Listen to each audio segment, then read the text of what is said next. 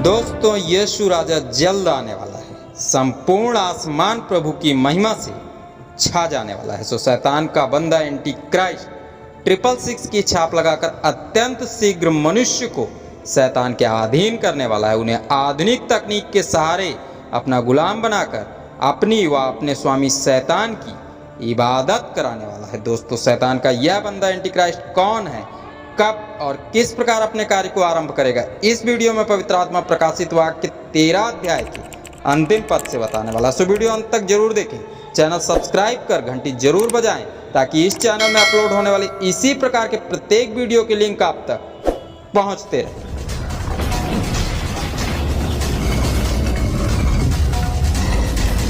यह कोई प्रमाण नहीं, सिर्फ और सिर्फ बाइबल की भविष्यवाणियों की गणनाओं पर आधारित अध्ययन है।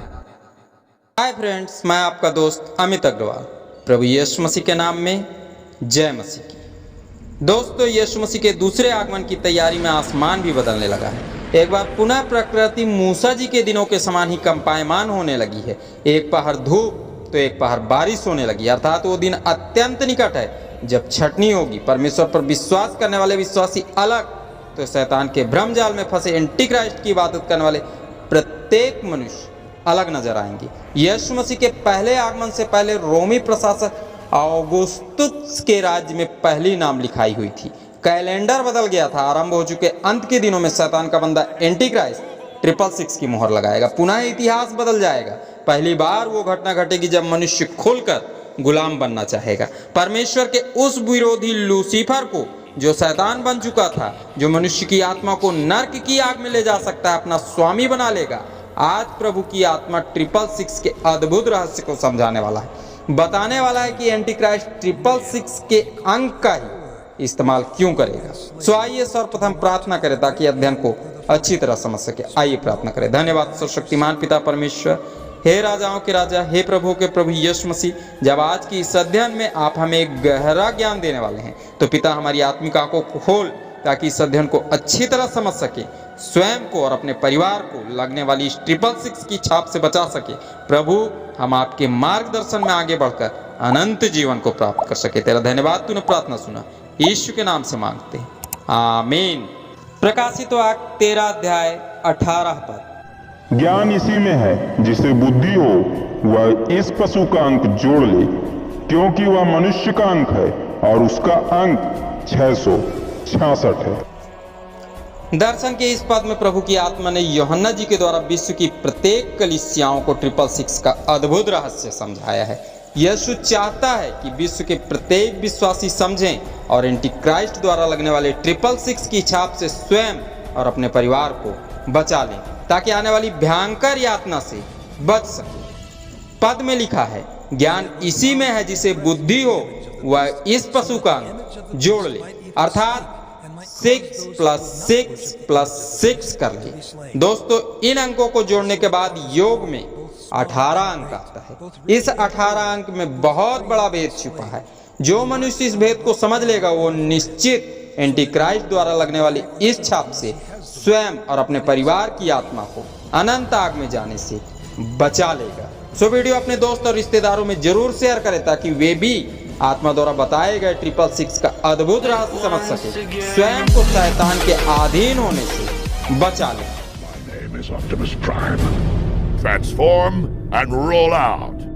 बाइबल के कई जानकारों का कहना है कि शैतान उस रोबोट में समाएगा जिस रोबोट को आने वाली भ्रष्ट सरकार का भ्रष्ट प्रशासक, जो एंटी क्राइस्ट कहलाएगा, पृथ्वी के नीचे एक भूमिगत स्थान में तैयार करवाएगा। आधुनिक तकनीक और आधुनिक विज्ञान के द्वारा तैयार करवाकर इस अद्भुत मशीन को लोगों के समक्ष लाएगा। वर्ल्ड वन गवर्नमेंट का भ्रष्ट प्रशासक और उत्पन्न होने वाले झूठे धर्मों के झूठे नबी मिलकर माया जाल और आधुनिक विज्ञान की सहायता से लोगों को भरमाएंगे। इस अद्भुत मशीन को सृष्टि का ईश्वर बतलाएंगे। दोस्तों, उन दिनों के अधिकतर मनुष्य भाग जाएंगे। एंटी क्राइस्ट और शैतान द्वारा निर्मित अद्भुत रोबोट को ही ईश्वर मानकर उसकी इबादत करने लगेंगे। आप खुद विचार करें, जिस रोबोट को मनुष्य ने खुद बनाया है, वो रोबोट अर्थात वो निष्क्रिय वस्तु कैसे सृष्टि को रच सकती है। परमेश्वर की सर्वोत्तम रचना और मेरी जगह ऊपर होगी सभी रचनाओं। कुरिन्थियों की दूसरी पत्री उसके 4 अध्याय के 4 पद में लिखे वचन के अनुसार अधिकतर मनुष्य की बुद्धि को शैतान अंधा कर देगा। वे माया जाल में फंसकर भ्रम का शिकार होंगे और वे सभी कार्य करेंगे जिन कार्यों के द्वारा शैतान पवित्र परमेश्वर के पवित्र नाम की निंदा करना चाहता है। परमेश्वर द्वारा रची गई सुंदर सृष्टि को पुनः बिगाड़ना चाहता है, पुनः अंधकार की गर्त में डुबाना चाहता है। आपका मत इस विषय में क्या है? कमेंट में जरूर लिखें। हमें मिलकर प्रभु की रची हुई सुंदर सृष्टि को बचाने का हर संभव प्रयास करना है। दोस्तों, जो विचारकों का मत है ठीक उसी प्रकार ऐसा मैं विश्वास के साथ नहीं कह सकता, पर हाँ यह कह सकता हूँ कि जैसा वचन में लिखा है वैसा निश्चित होगा। पद में आगे लिखा है क्योंकि वह मनुष्य का अंक है और उसका अंक 666 है, अर्थात आने वाले दिनों के मनुष्य रोबोट के समान ही दिखाई देंगे।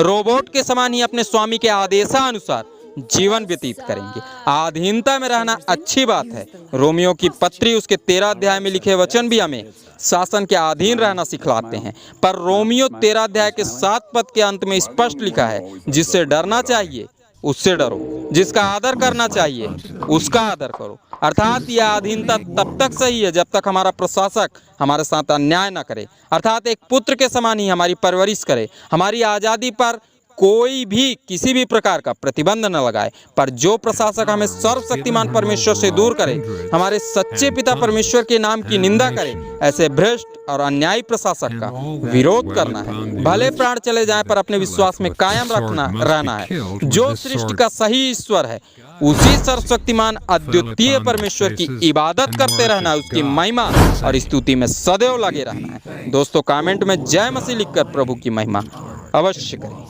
वर्ल्ड वन गवर्नमेंट के भ्रष्ट प्रशासक के उदय होते ही मनुष्य रोबोट के समान ही उसके अधीन हो जाएगा। जो आदेश वो पारित करेगा उसे ना चाहते हुए भी मनुष्य को पूरा करना पड़ेगा। अर्थात आने वाले दिनों का मनुष्य जैसा एंटी क्राइस्ट चाहेगा वैसा ही कार्य करेगा। विचारकों का मानना है कि शैतान रोबोट में समाकर विज्ञान को अपना हथियार बनाकर प्रत्येक मनुष्य पर 666 के अंक की छाप लगाकर अपना गुलाम बनाएंगे। पर हमारा आकलन कहता है कि आत्मा लोहे में नहीं पर शरीर में समाहित होती है। सो मनुष्य को शैतान का गुलाम बनाने वाला बंदा उन झूठे धर्मों का सरदार होगा जो सच्चे धर्म के त्याग होते ही तेजी के साथ एंटी क्राइस्ट के साथ मिलकर कार्य करने वाले हैं। दोस्तों, इस घटना का आरंभ आत्मा ने प्रकाशित वाक्य की पुस्तक उसके 13 अध्याय के 11 पद से किया है। यह पहला पद ही प्रमाणित करता है कि वह पशु भ्रष्ट सरकार अर्थात एंटी क्राइस्ट नहीं पर उसके शासन में कार्य करने वाले झूठे धर्मों के झूठे नबी हैं। यह पद बताता है कि वो मनुष्य होगा जिसका अंक 666 होगा, अर्थात वो अपनी ही छाप प्रत्येक मनुष्य पर लगाएगा, उनसे एंटी क्राइस्ट और उसके स्वामी शैतान की इबादत करवाएगा। इतना स्पष्ट होने के बाद अब दोस्तों हम आसानी के साथ समझ सकते हैं कि मनुष्य पर लगने वाली छाप 666 का रहस्य क्या है। इस छाप को लगाने वाला शैतान का यह बंदा एंटी क्राइस्ट कौन है, यह किस प्रकार और किस देश से अपने कार्य को आरंभ करने वाला है। 666 को जोड़ा जाए तो नई संख्या 18 प्राप्त होती है।